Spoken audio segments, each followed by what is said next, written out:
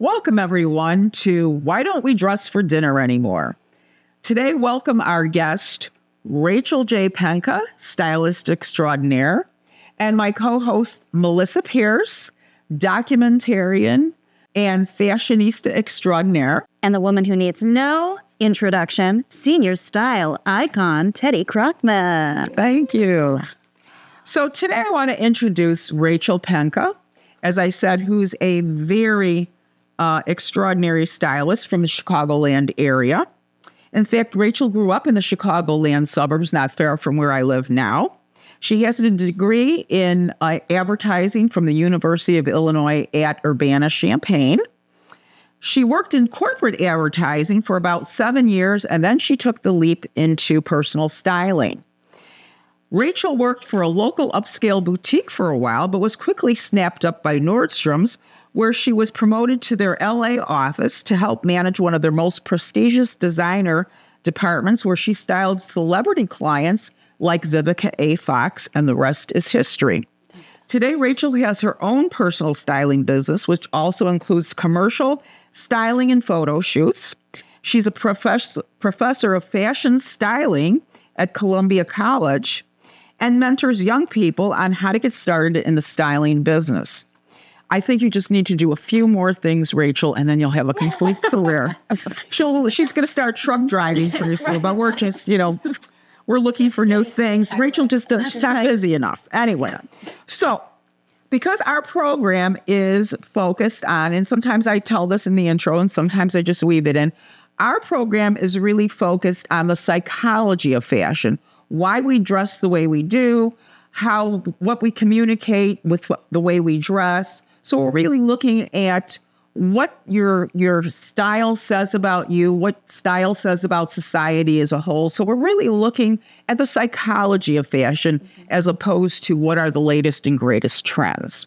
So that being said, I want to ask our wonderful stylist guest, Rachel. Yeah. How would you describe your personal style, Rachel? I have a love-hate relationship with this question. And of course, personal styling is at the heart of what I do. And I love to work with clients of all ages and body shapes and body types from all over. But that question is kind of tricky, especially when you love fashion and you love to play around with it and you love to be all different types of women at any different day, just kind of depending on your mood. But I would say that my personal style really is foundationally classics, but classics that have a little bit of an edge and some modern details that make you look twice, always make you look twice. So it could be a classic black dress, a white button-down shirt, a blazer, but there's some design element in it that makes you just think, oh, that's different. So something that makes you stand out. Yeah. You're not melding in. You're not a background person. Yeah. So you definitely dress to stand out. I do. And I educate my clients and my students that that's the way that you should approach personal styling, is to help develop the individuality of each person. It's in there. Yes. A lot of times we just kind of think we just want to blend in. Nobody wants to stand out, right? A lot of people are like get very deep into that. Yeah. But the fun part for me is really helping that person to figure out what is it about them that they want to kind of showcase to the world through their clothes. In that same vein, then, in that exact same vein, since you are a personal stylist and you have your own style, which is classic with an edge, but let's say you have a client who is nothing like you. You're not, I would assume, that you're not going to try to make that person a clone of you. You're going to try to pull out from them what's their particular style. And how do you do that? Yeah. How do you find that out? A strong stylist will be able to style all different types of people with different types of styles, right? So my goal is not to push my style onto any. Right. Now, there may be certain clients out there, they may be watching on Instagram or whatever it is, and they may gravitate towards me. But the skill is actually in the art of the styling and being able to pull out what is it about you, and then what brands can I choose? Right. It can be high, it can be low. Price point doesn't matter. It's how I'm putting it together to make you feel like this is authentically who I am. This is what I want to show to the world. So beyond that, okay, let me just tail that on and you can Yeah. Ask No, your stuff no, we're too, good. Melissa.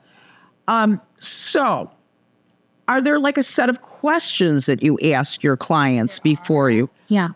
You don't need to tick down the whole list, but kind of give us a general idea. What are the things that you ask them in order to find out?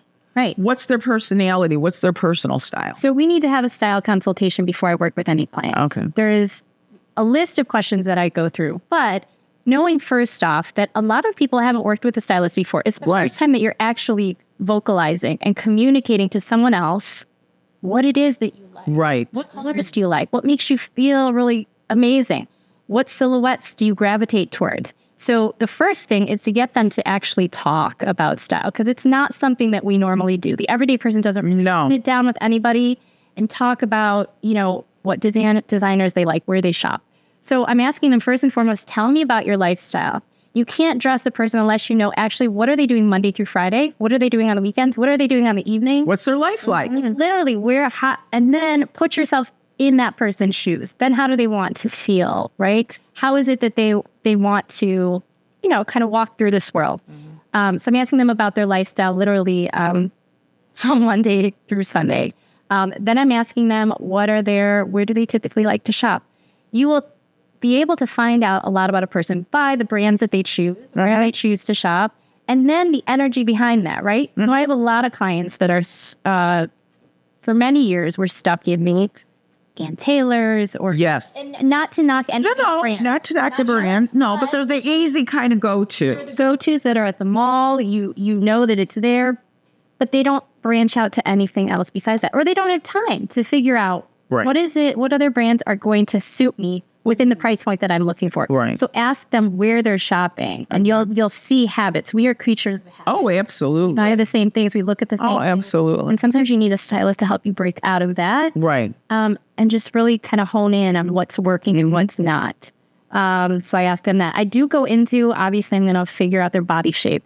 So each client that I work with, I ask them to take a front, side, and back picture. Okay. In just fitted clothing so that I can see what I'm working with and what they're working with, right?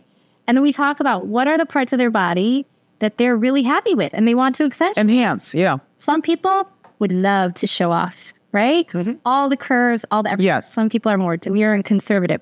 So as a stylist, you have to hone in onto what are those pieces that you need to highlight and then minimize or maximize. Yeah.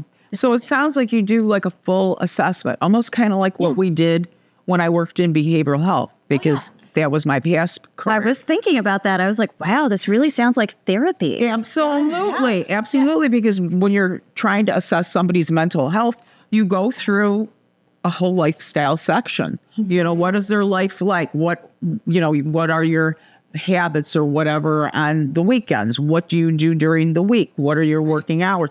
So a lot of that, believe it or not, you're almost doing kind of like a mini psychological assessment of your client in order to learn the psychology behind what's going to make them feel good. Yeah. Because ultimately, isn't that your goal, is to make your client feel great in what they're wearing? Yeah. To feel great and to alleviate the stress of getting dressed. Yeah. So many people in this country, it becomes overwhelming. Yeah. And this isn't a skill that they've really ever developed, how to pair pieces together. Right. What silhouettes are going to balance out my proportions, right? This is just not something that we think about. But the psychology of fashion is a huge... It's huge. Yeah. Right. And that's why we're doing this series. Because it's going to... podcast is deeper. Yeah. It's digging into really the thought process. We could talk about trends and what's coming out, whatever, but what it means on the inside and how it makes you feel. Oh, absolutely. Because how we dress communicates who we are. I mean, that's the first thing you see about people when they walk into a room is how they look. Yeah. And we're assessing them on how they look. Let's put it out. We're judging them. We are judging them. We're judgy. We are the judges and the juries, darn it. But it's the truth. It's the truth, yeah. I spoke to a group of doctors last. That ought to have been interesting. And I was very aware of how they would perceive me up on stage. There's probably no one more judged in the whole room than me. I mean, absolutely. French doctors, yeah. So I was very thoughtful about, what I wear because I want to feel confident, but I want people to perceive me in a certain way as well. And that all comes from How did you want the doctors to perceive you? Just out of curiosity. Right. We need to know what you wore. knowledgeable, trustworthy, reliable, approachable, right? Like friendly and not hard to Yes. work with, right? Right. Someone who actually will. And it sounds like you have an understanding of your audience then. Yeah, Because you do. having worked with doctors almost all my life, Yeah. they're fabulously smart people and they help us become and stay healthy. But sometimes they're not the most socially adept people. And so to dress in a way that makes you approachable is very important for that population. Because if you looked a little too authoritative, a little too kind of over the top, Yeah. they probably wouldn't say 2 words to you afterwards or even ask you a question because you'd be too intimidating to them. Yeah. One of the things that I shared during that talk was an idea of enclosed cognition and comparatives. No. No, what is So those? let's talk about it because Yeah. I feel like this podcast is the perfect time to talk about it. So around 2012, 2013, there were a couple cognitive psychologists at Northwestern University who did a study on enclosed cognition. So basically, they took a group of students and they divided them into 3 parts. Okay. And they wanted to study the effects of what you wear on how you behave and how you perform. Yes. Wow. That's really interesting. You should look up this study. Yes, I'm going to. So they had a white coat, right? And they told the first group, this is a doctor's lab coat. Put it on, Okay. right? The second group, they said, this is a painter's coat. Now, it's the same exact white coat. It was the exact. The same Okay. coat. The second group, this is a painter's coat, Okay. right? So all of a sudden that they're more. Their mindset was that. And then the third group was just students that were looking at the coat. They just looked. Well, at they gave this whole group a test, and after the test they compared the results from each of the groups. Yes. And I mean, you can imagine what they found, what they discovered. Well, I want to know. You want to know? We want to know the results. Inquiring minds. The group that wore the jacket and believed that coat was a doctor's Yes. coat outperformed the other 2 groups significantly, meaning that they, I don't know exactly what the test was, but they paid attention to the details more. They had sustained attention span. They answered more correctly, and we'd have to really dig into the study. But what it shows is that when you believe that you're putting on something that makes you maybe more intelligent, authoritative, smarter. Absolutely. Oh my gosh, you are so there. Yeah. How you actually perform, whether that be, So that I think that experiment that you talked about, and obviously, I would imagine it had controls and the whole thing. Sure. But what that says to all of us is really, if you feel good in your clothing, if you feel important in your clothing, if you feel that your clothing shows some kind of presence, that you are going to project that out to the world. Yeah. And if you dress in a way that makes you feel hidden and not seen, that's how your behavior is going to be. And I think that's a clue for all of us, is when people tell you they like to be in the background, it's because they don't want to have to say or do anything. Right. Do not perceive me. Yeah. Yeah, you don't have to do anything if you're in the background, do you? You don't have to talk. You don't have to be interesting. You don't have to say anything. You don't have to perform. You can just kind of be in the background. You can just blend in.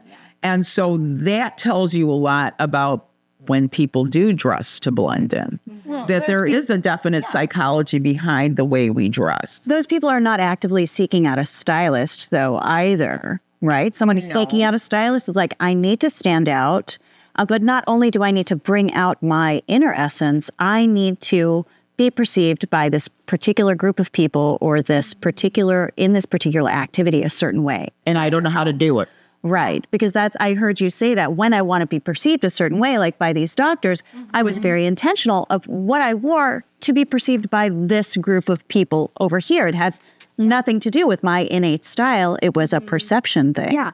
And it has to match, right? Yeah, okay. What I feel inside, obviously, I want to be authentic to myself. Got it. And then I'm not just dressing for them, but what is it that I can put together that makes me feel like me so that I feel confident and grounded in what I'm presenting, right? And then they perceive me in a certain way. So it all goes hand in hand. And that's the crux. And how do you teach that to students, though? You have new, fresh minds who are busy trying to fit in and stand out at the same time because of like the age that they're in. Yeah. How are you teaching this to students?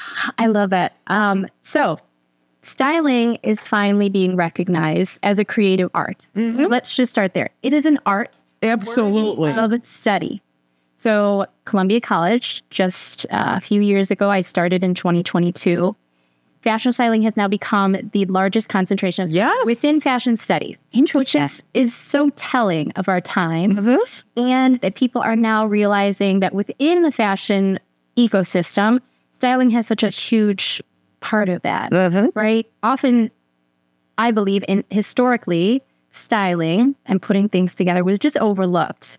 And the designer, of course, at the forefront, they're the ones making the designs, right? But the stylist comes in and is the one that really just kind of completes everything. Puts the picture together. Yeah, putting the vision together. So I think that there's a lot to be learned in styling, starting from the foundational aspects of how do you style different body shapes and different heights. No two bodies in this whole world are the same. No two bodies. Similar, right? A little bit. Right. Measurements could be the same. We can generalize. Yes, all of our features are different. So how is it that I'm teaching them the foundational aspects of how to style based on color theory, based on silhouettes, based on, finding the right designers. I love to find the right designers to match different bodies. So that's at the beginning part of it. So it's interesting that you're saying, because you teach it, that fashion styling has now been recognized as an actual art. That's something you can learn, which seems kind of obvious to me, and why it's been overlooked for so long. Because think about it. Interior design has been a discipline for years. Architecture has been a discipline for years. And what is that? It's just about putting things together, whether it's music and you're putting notes together, whether it's interior design and you're putting a room together, putting fashion together. You can have two dresses, the exact same dresses, put it on two different people, style it in two different ways, and it looks like two completely different outfits. And two completely different messages, maybe even sent. You could make the same dress. You know how we say you can dress it up or dress it down. You could take like a shift dress and make it look, cocktail looking. Or you can take a shift dress and throw a jacket over it and make it more business looking. Isn't this the problem with weddings, with all the bridesmaids wearing the same dress and it looks so different on all of them? Isn't this like that's kind of like a very easy example of that. You have the same dress on 5 different women and it looks 5 different ways because of their body types. I do want to do an experiment where there is, we have a number of people and just put on basic jeans and a t-shirt, right? So in America, that's kind of our go-to. Jeans and a t-shirt, jeans and a top. And to see, I guarantee that 2 people will not pick the same exact t-shirt and the same exact jeans of all of the options out there. So what is it about you that chooses a rag and bone t-shirt versus a Target t-shirt or whatever it is, right? And then how they put it together. It would be interesting, right? Yes. It would be a great exercise for you to do. In your fashion styling class. You're all going to get the same jeans and t-shirt, and I want to see who styles it and how they style it and how differently and what different messages you all send. Or give them the freedom to choose their own jeans and t-shirts. Or even the shape of the jeans, and then different kind of t-shirt. Absolutely. It's a whole psychology. Now, that being said, I'm going to go to a little less deep issue. So we're not going to be very, very serious on this, but I thought it was very interesting. I had listened to a podcast, another podcast that you were on. And I think the question that was asked of you was, why did you decide to become a stylist or whatever? And one of the things that you said inspired you was, and I loved this, she watched The Real Housewives. I did. It was The Real Housewives. And she saw them reeling out the stylist coming to dress the ladies in the show, the stylist coming and rolling out the racks and getting them all glammed up and everything like that. That kind of got Rachel's juices going for her later would be her styling career. So my question is, having watched The Real Housewives and how they've evolved over all these years, and they're kind of over the top glam look. What would you just say about that? You know, about the way that they're styled on these quote unquote reality shows. You know, does that really reflect what the American woman is really experiencing in real life? Now, this is an easy question, but I just wanted to throw it in there. Let me go back. So I watched The Real Housewives of Atlanta, New York, back when it very first started. Yes, when it was actually more kind of real. Yeah, so I think it started in 2008-ish, around there. So I was watching around 2010. That's when I was inspired by Atlanta stylists coming in. Because back then, stylists were really only for celebrities. It wasn't something everyday people had. Which I wanted to bring that luxury experience to the everyday person, because everyday people should feel like celebrities, right? Or you should have... Or feel like one. Yeah, absolutely. Yeah. I can tell you that over the years, I haven't really watched it, to be quite honest. Yes. But since Jenna Lyons has come back... Yes. Not come back. She's on New York. She's on New York. I think it's season 14. Yeah. Since she's been on it, I've been much more... just attuned to watching it, right? Because I love that she's not your typical housewife. Well, let's stop you there. For those of you who aren't housewife fans, Jenna Lyons was the CEO of J. Crew. Right. So, and she also dressed Michelle Obama, et cetera, et cetera. So Jenna Lyons is a very, very interesting person. So if you want to look her up, you'll find out a lot of interesting things about her. She also loves interior design and does a lot of interior design and stuff too. So, okay. Going from Jenna. And Jenna had a lot of issues, too, with her personal appearance. She had an illness as a child, so she had a lot of facial and skin issues to overcome, and she still looks really fabulous. She's been able to really just, I love her style. It's very eclectic. It's very, like, she mixes masculine and feminine pieces together in a very effortless and chic way. Effortless. She is effortless. Effortless. And when I say effortless, I'm sure it took a lot of work planning. But it looks that way. But it comes off just, she rolled up and figured this out. I kind of rolled out. I know. I rolled right out of bed this morning like this. Okay, so. But I do enjoy watching. There's another housewife on there, Sai, I think. Yes, I know. She's an influencer. Yeah. She's an influencer. Mm-hmm. But in general, do I feel like it represents America? No. Yeah. It's way over the top. It's so over the top now. Yeah. It's just, I started watching The Real Housewives of Orange County because of my niece. And originally, it was actually almost like a documentary. It was just these women living in a gated community. So they were, above average income. But they didn't have glam squads and people styling them and all that kind of stuff. As the show's evolved, and I'm sure there's a lot of housewife fans out there, as the show's evolved, they've almost become like movie star-ish, and they all have their glam squads that come and make them up and dress. Where can I get a glam squad? As an average American woman. The glam squad, So, but I think a lot of women watch those shows and think that that's really a lifestyle that's out there for, many people. And it's not. These people are all multi-millionaires, But like Rachel said, she's an accessible personal stylist who can help you at least develop your particular taste and your particular style. So when we're talking to Rachel about being a stylist, we're not talking about, the ones that you see on the Housewives, because to a lot of people, that's what they see. Or the Rachel Zoe kind of, she's styling all the A-listers on the Oscar carpets and that kind of stuff. Yeah. There are a lot of personal stylists out there who do, dress everyday professional people and otherwise. So great. I do. I want to back up because celebrity stylist, you're doing the same thing. So when you're dressing someone for the red carpet, is that still pulling out that person's personality, or is it pulling out let's say it's an actress, is it pulling out, I just did this movie, I'm selling this movie, I need to be this persona, and I need you to perceive me this way, which is like, I'm so interested in that. Is it more about perception than reality at that point? Well, I think celebrity styling is a whole different bucket from personal styling. Okay. It truly is. Okay. And I mean, I can talk about, Vivica Fox. I styled her. I met her when I worked at Nordstrom, and she had a very strong sense of style. But a celebrity lifestyle is very different than an everyday person. There's just so many events. Red carpet. You're doing, Step and repeats everywhere. Yeah. Interesting. So I'll never forget. I remember Vivica told me once I had pulled something out for her to take a look at. And she's like, I can't wear that. J-Lo wore that a couple of weeks ago. Right. So as a celeb, you really have to be in tune with the whole kind of like Hollywood. Right, because there's a million pictures being taken. Or you're going to get stuck in the who wore it better lineup, Yeah. And there's a lot of course, there's brand partnerships. Yeah. Certain designers that are sponsoring and gifting items to celebrities. But there's a lot of celebrities that buy their own stuff.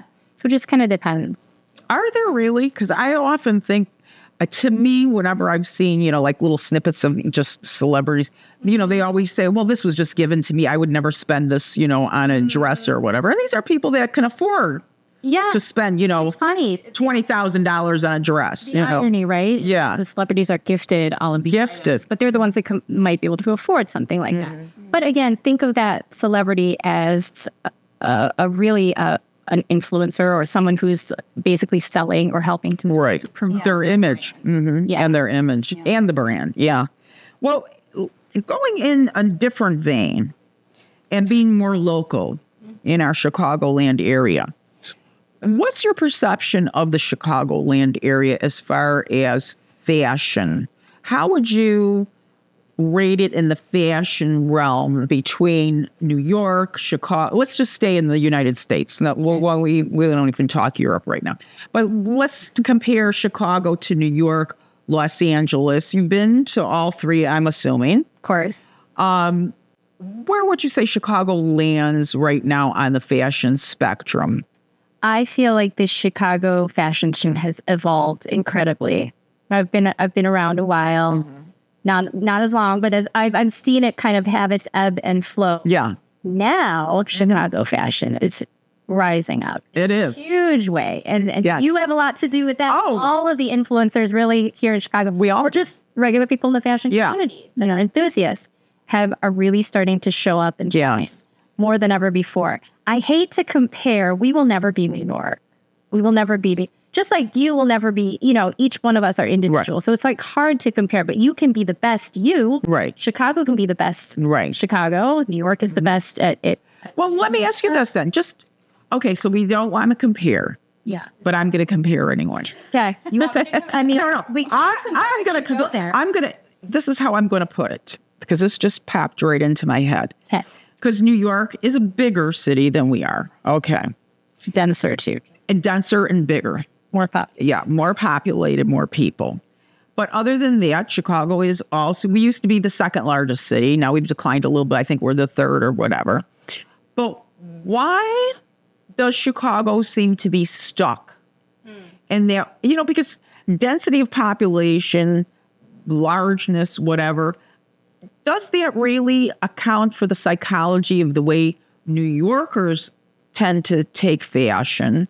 And the way we look at fashion in the Midwest? Is there something, have we still hung on to the rural kind of aspects of our state?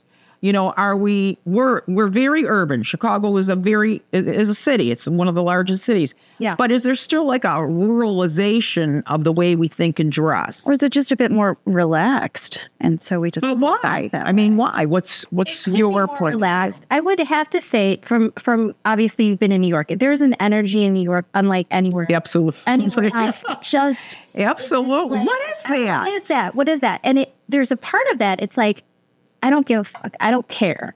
I'm going to just dress for me. I don't care if you like it. You don't have to like me. It's okay. I'm going to just be bold, be myself, put myself out there. Here, I would say in Chicago, there's not as much as that. We still care a little too much about what our neighbor thinks in general. Now, I've worked with a lot of people that are breaking out of that.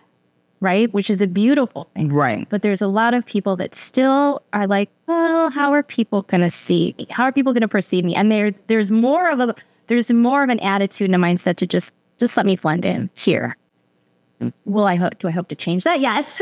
One person and one outfit is. I just, when you were talking, just a light bulb went on in my head because I have been asking myself that question for years. Why are we still so kind of hickish, or I didn't know what word to put on it, or whatever. Hickish. But I think, no, what you said is much more intelligent than my stupid mindset, which is, what are we, still a bunch of hicks or something? But I think what Rachel just said, and I think we can't skip over that point, is that we are so much more conscious in the Chicagoland area, including the suburbs, of what is everybody going to think?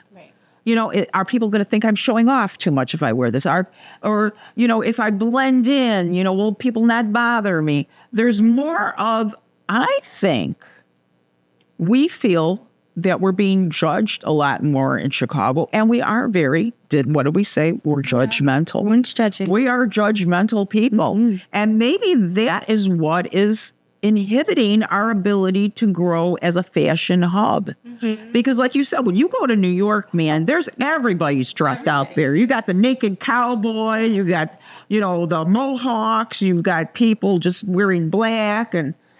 Yeah. Right.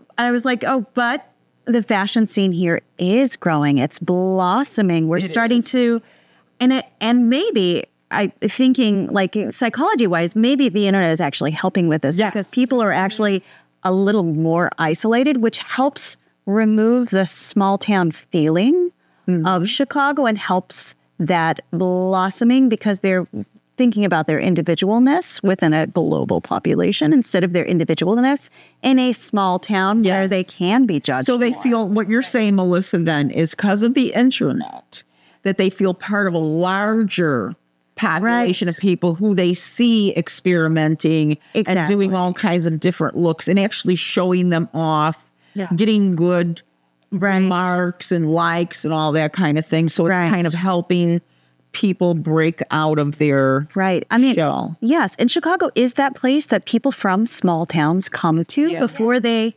flow to LA or New York. They come here because it's the biggest city that still feels like. Well, what is it? What's, our theme? It's the big city with the small town feel. There you go. And that's the thing is we still are acting like we're a little town and we're one of the biggest cities almost in the world.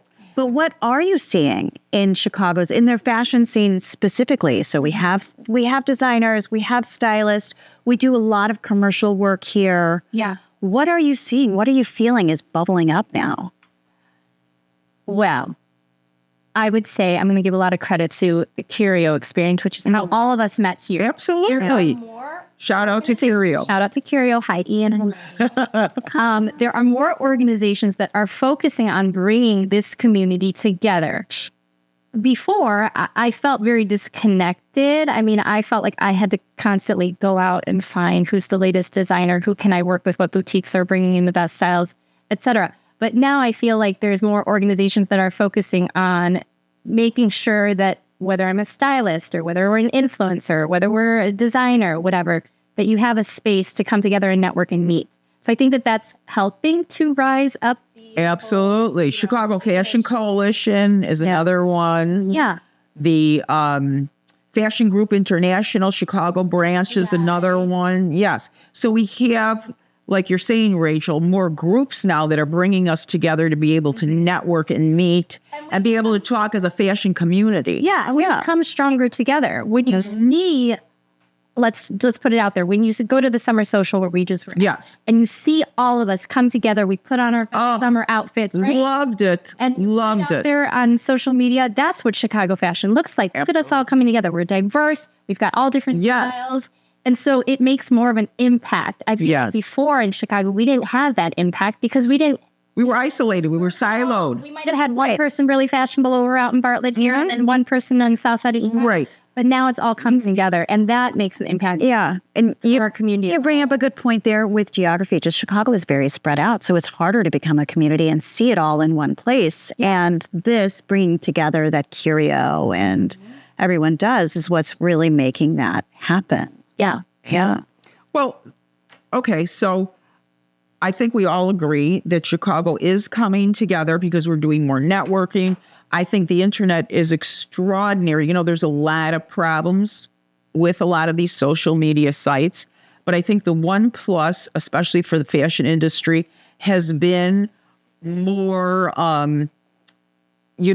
seeing more people showing fashions on the internet, whether they're designers, whether they're, if somebody had said to me in 2005, Teddi, when you're 70 years old, you're going to become an influencer on Instagram, I would have said, a what on what? It didn't even exist. It didn't even exist. So we have even new forms of fashion expression coming out, which I think encourages other people to say, well, if she can do it in her living room, which is where I shoot 90% of my film, including this podcast, which is in my dining room, they can do it right from their home. It makes fashion more accessible to people because they're seeing an everyday person getting dressed up in their home. They're not standing on a step and repeat somewhere. They're not standing on the red carpet. They're not talking on Entertainment Tonight or whatever. They're just in a suburb of Chicago, or they're in Chicago, and they can fix themselves up and look great. So I think that will help us to evolve the fashion community. And plus, a little plug, we have our own fashion week coming up in October. Yeah. So we're all looking forward to seeing the great fashions and designs that everybody has. Yeah, we are. Yeah, so that's going to be a very exciting time. I was going to say, this is one of the questions that I ask all of our guests, is what was your favorite era in fashion? That's a great and why? And why? For me, I would have to say the 70s. So I was, what? This is a trend. I know. Disco time. And then I would say 90s. So first and foremost, I think it's because I was born in 77, but that was my mom's time, right? So she was wearing the bell bottoms. Yes. And it become the bell bottoms, the halter tops, the platform shoes. Like I can see, and I would, as I grew older, I started to take the pieces out of her closet. But I think that's why I think I have a special place for it. Yeah. And even today, I love those silhouettes. It was a great time in fashion.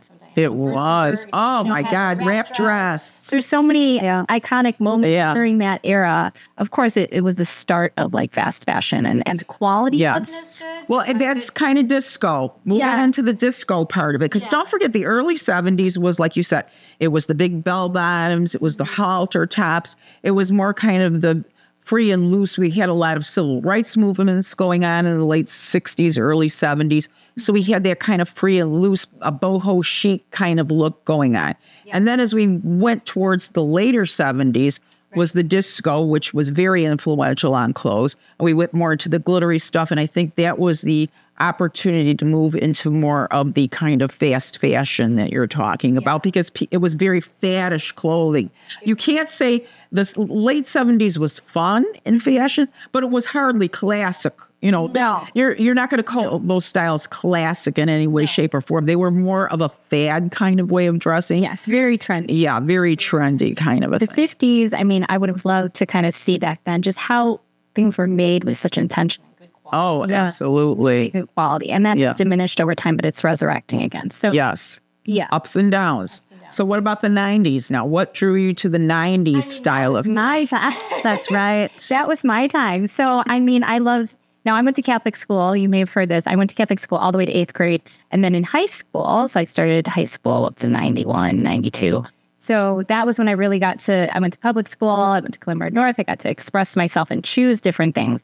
So at that time, I felt like it was I'll go see Cavaricci. Yeah. The mall, Contempo casuals, merry-go-round. Yes. I loved the bagginess, but also the tight. You would wear like we do today because the 90s is coming down. Yeah. Just kind of a looser bottom with a fitted top.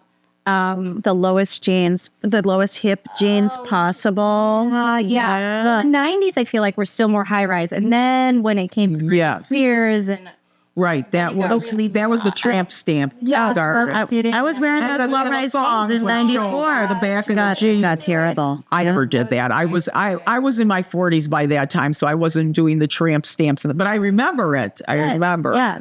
You know. Christina Aguilera. Yes. So, yeah, showing more flesh in the back for some reason. I don't know what was so great about that. Why, God, why? But it happened. Every time I look at jeans, I go through closets. Yeah. Get the zipper in the front. Yeah. Because right away where it's from by the size of the zipper. Right. Length of the zipper. Yeah, the longer the zipper, the farther back it is. Yeah, the shorter the zipper. Yeah, I know. Yeah. Fashion's so fun. It is. It is. And it really says a lot about us. I mean, for example, what made you decide to wear this particular outfit that you have on today? Can you show the camera a little bit more of what you're wearing? And I thought we were And we have the photos too. Don't worry. Yeah. Okay. I know that you've shot a lot in here, and I know you have a lot of ivory, and I love ivory. I'm a very neutrals person. Me too. Pops of color. Yeah. Yeah, but see, I say this. I'm every woman, so then I'll want to do a print. Yes. And then I'll want to do right. Change it up. Yeah. I knew I wanted to be comfortable, chic, and just I love good maxi jean skirts.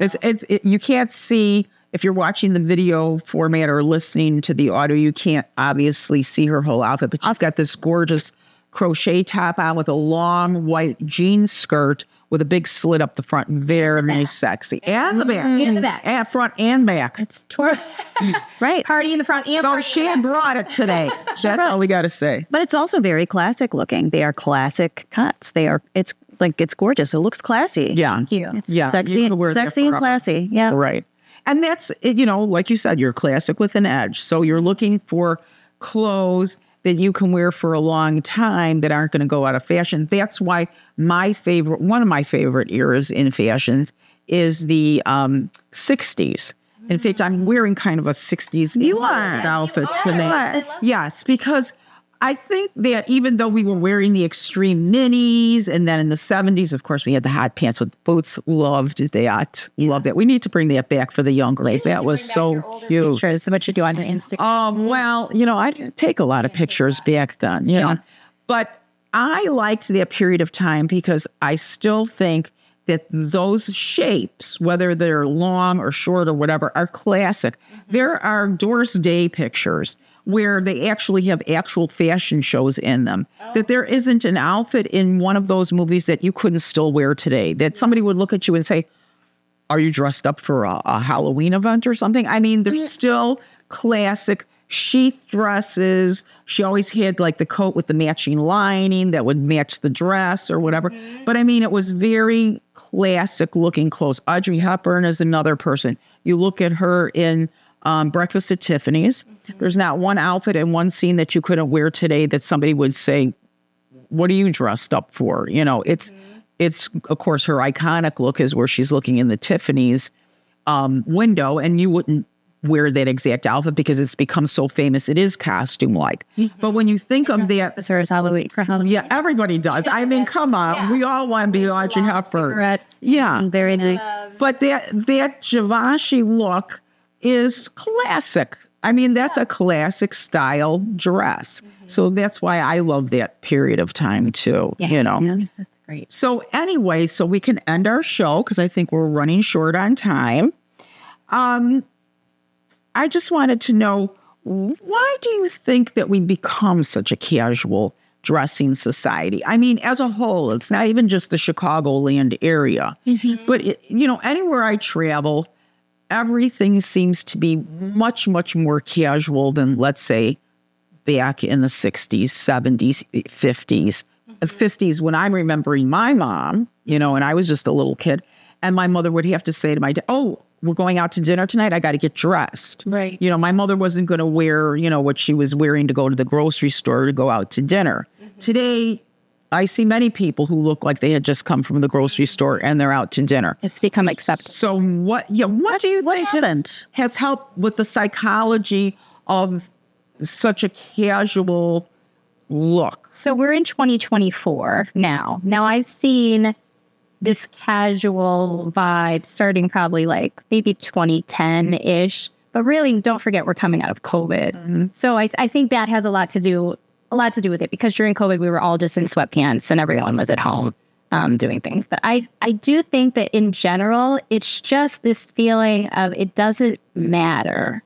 And we need to get rid of that attitude of it, because it does matter. Because going to dinner with your family and friends, that's a memory that you will think of Absolutely. 10, 20 years from now. And it matters. Everything that we do matters. One of the things that I would hate and really got frustrated to hearing clients say is, it's just work. It's just work. It's just I'm just going to take the kids to this. But that's all life. We have one shot at this. We've got one run at it. One run at it. It's not a dress rehearsal, right? Right. So whatever we're doing, make that something really special. Make it worthy of like not dressing up. And when we say dressing up, it doesn't mean take out your ball gown. Right. But it means be super intentional about what you're picking so that it feels, really good. You kind of have a different air when you dress up. Yeah.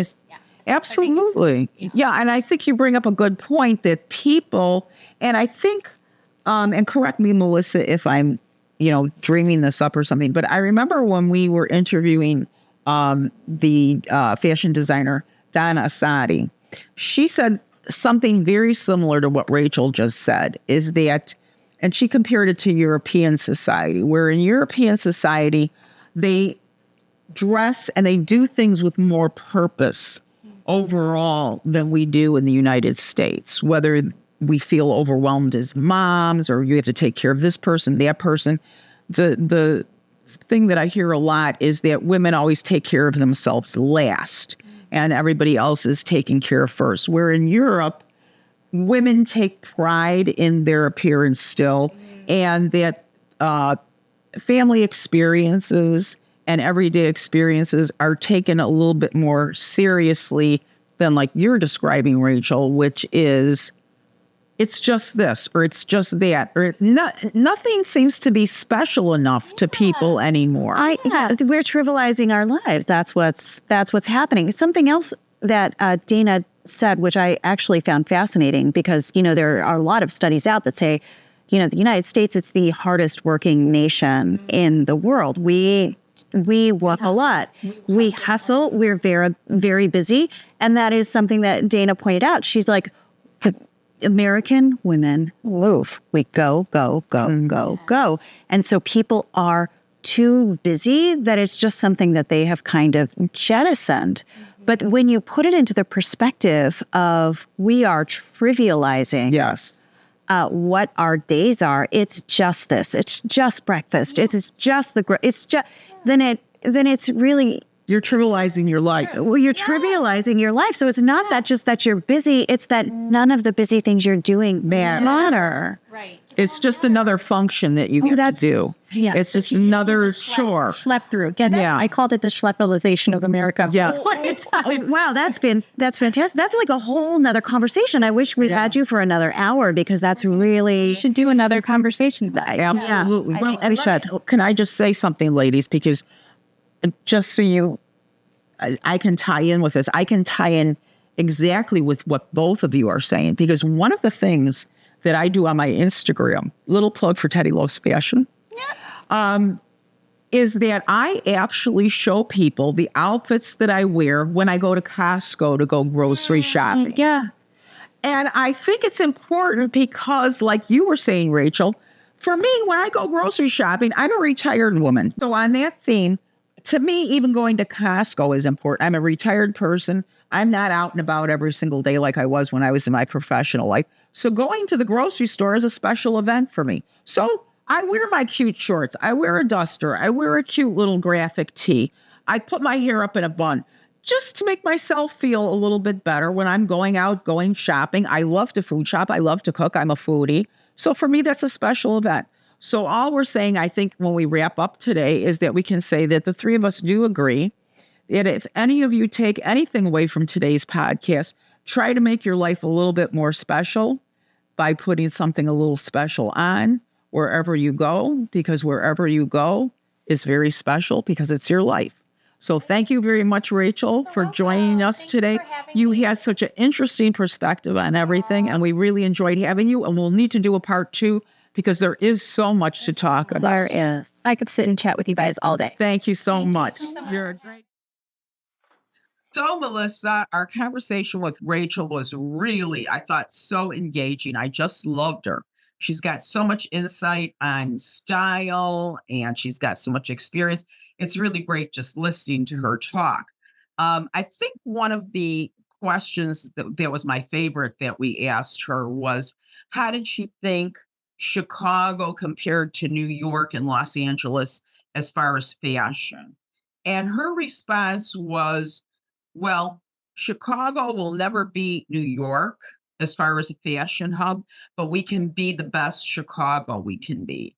And I think that was a very interesting point that she made because my response to her was, well, why don't you think we'll be New York? We were the second biggest city in the United States at one point. Now we're probably third or whatever, but we're still a huge city. You know, we're a huge metropolitan area. And her response to me was, I thought, very thought provoking that she said, there's a different energy in New York. There's just a different vibe, and that people don't seem to care as much about what other people think. They wear what they want to wear, they wear it boldly, they don't care. Whereas the people in Chicago, because we kind of still have that small town feel, Chicago, the big city with the small town feel, we still are a little bit more hesitant in being out there with our fashion because we're so worried about being judged by our neighbors, our friends, whoever. I think what the point she was trying to make is we're a little bit more self-conscious still. What do you think? I think that that's true, but it's not like we're more self-conscious, just like culturally. Our culture is much, again, that small town feel where you're more connected to your neighbors in a way that New York is not necessarily set up that way. And also, again, Chicago is so spread out that people who are invested in fashion, when they get together, they're very much thinking about how they're going to impress their community, right? That fashion community that gets together. How can I be over the top for, like, how am I going to beat Ray Jeremiah's outfit if I don't know what it is because he's so sensitive about what he's going to wear to the next thing? Right. It gets not just like how to impress or what are they going to think or how to judge, but how to be a little bit more over the top than the next thing. Well, and I think a good point that you made is that we now have groups, fashion groups that maybe weren't out there several years ago. Like we have the Curio now, which has a lot of networking events that we can attend. That's how you and I met, was through a Curio event. Yeah, and I mean, look at what that spawned. Something awesome.